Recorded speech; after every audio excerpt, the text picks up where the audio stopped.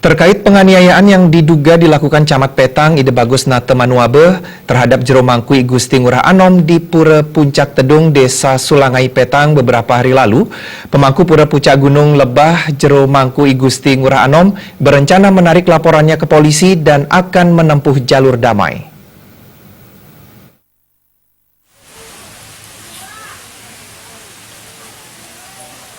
Kasus pemukulan terjadi berawal Jero Mangku Gusti Ngurah Anom yang mengalami kerauhan atau kesurupan di Pura Puncak Tedung. Saat kerauhan, korban hendak mengambil keris. Menghindari hal-hal yang tidak diinginkan, terlapor yakni Camat Petang Ide Bagus Nate Manuabe kemudian mencegah dengan cara mendorong dan memukul muka korban hingga mengenai pipi di bawah mata kiri. Akibatnya hidung korban mengeluarkan darah. Sehubungan dengan kasus pemukulan yang menimpa Jero Mangku Gusti Ngurah Anom, ini pihaknya berencana untuk mencabut semua laporannya ke polisi dan memilih untuk menempuh jalur damai.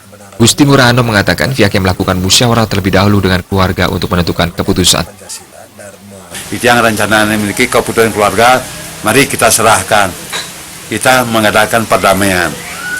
Kencan nampun keputusan dari keluarga,ameniko itu yang jadi napi sana sampun itu yang sampaikan kepada Bapak Kapolsek, mungkin benyangan itu yang akan mencabut perencanaan menyabut nikah kencan.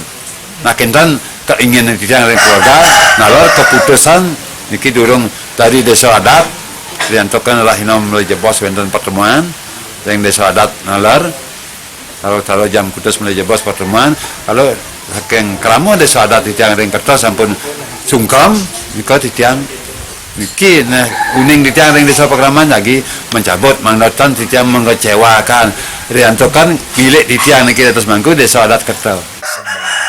Sementara itu, Ketua Umum PHDI Pusat Majen TNI Purnawirawan Wisnu Bawatanaya dalam kunjungannya ke kediaman Jero Mangku Gusti Ngurah Anom menyampaikan agar para sulinggi dimanapun berada dapat terayomi dengan baik.